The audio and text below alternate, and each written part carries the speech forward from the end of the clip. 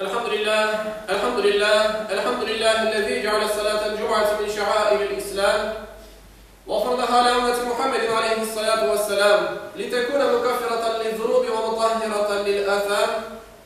نشهد أن لا إله إلا الله وحده لا شريك له الذي يكرم المؤمنين والمؤمنات برؤية جماله في دار السلام. ونشهد أن سيدنا وسندنا ومولانا محمدا عبده ورسوله المبعوث بالدعوة وهي إلى دار السلام.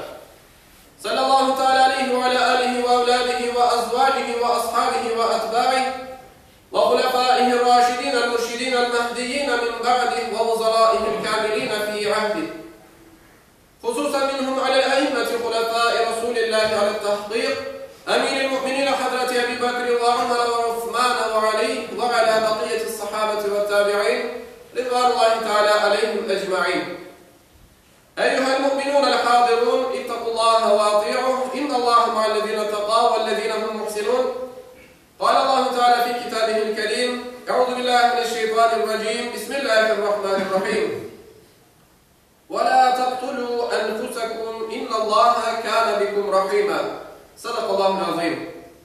Saygılı ve hürmetli Müslümanlar, bizim bugünkü hutbemizin mevzusu intihar, yani kendini öldürmek hakkında olacaktır.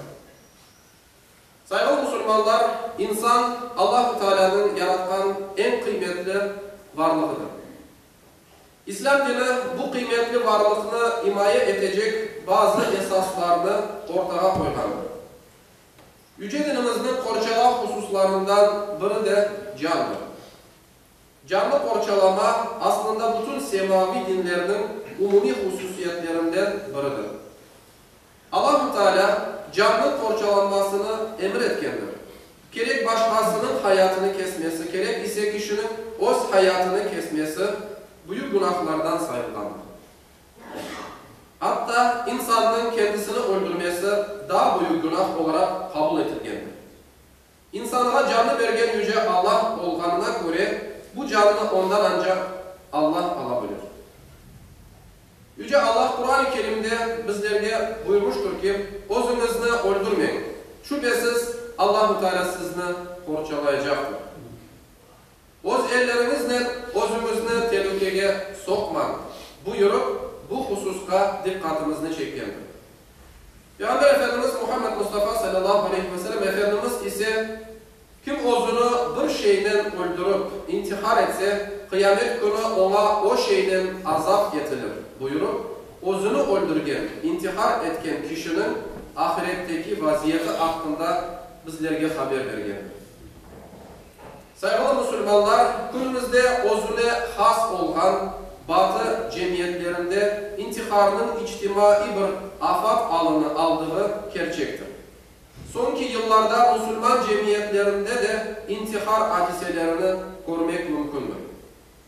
Ahlaki ve manevi kıymetlerinin zayıflaması neticesinde depresiya, işsizlik, kasevet gibi sebeplerinin özüne sağlam dayanma ve işançlı yer tapamayan kimseler öz hayatlarını toktatmak tek kurtulma yolu olarak görmektedir. Dini inançının insanın ruhi hayatındaki musbet, yani yaxşı tesiri olarak bilingen bir husustur.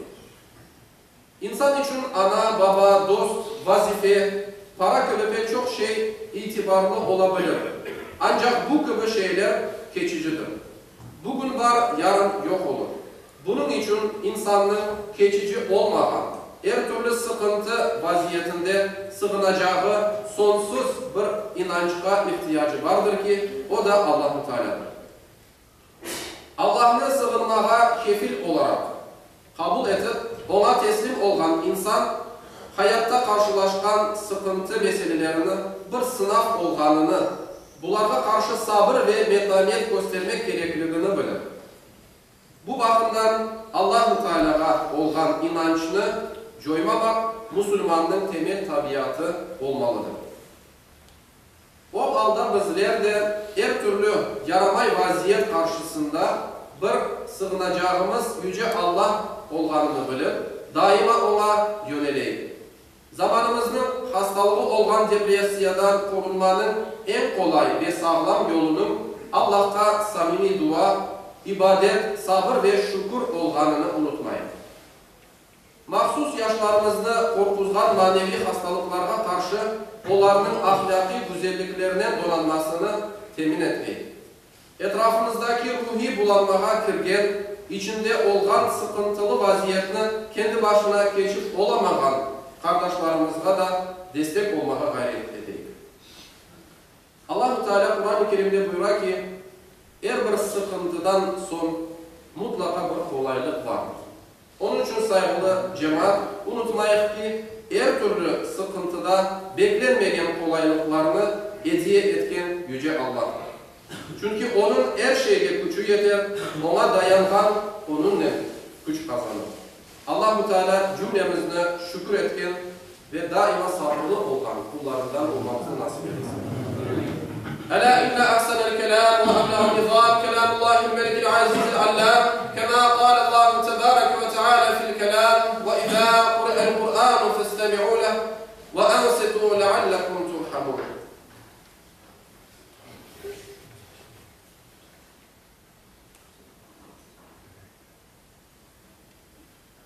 الحمد لله الحمد لله الحمد لله حمدا كاملا والصلاة والسلام على رسولنا محمد وعلى آله وصحبه أجمعين تعظيما لنبيه وتكريما لفخامة شان شرف صفي فقال عز وجل من قائل مخبرا وآمرا إن الله وملائكته يصلون على النبي يا أيها الذين آمنوا صلوا عليه وسلموا تسليما. اللهم صل على سيدنا اللهم بارك على عباد الله إن الله يأمر بالعدل والإحسان وإيتاء ذي القربى وينهى عن الفحشاء والمنكر والبغي يعظكم لعلكم تذكرون. Saygılı Müslümanlar, geçen cuma namazımızda toplanan sadakanın miktarı 2085 gривnadır. Hepsi olup ise 104.860 gривnadır. Allah-u Teala vermiş sadakalarımızın kılacak cuma namazımızda cümle ibadetlerimizin kabul ve makbul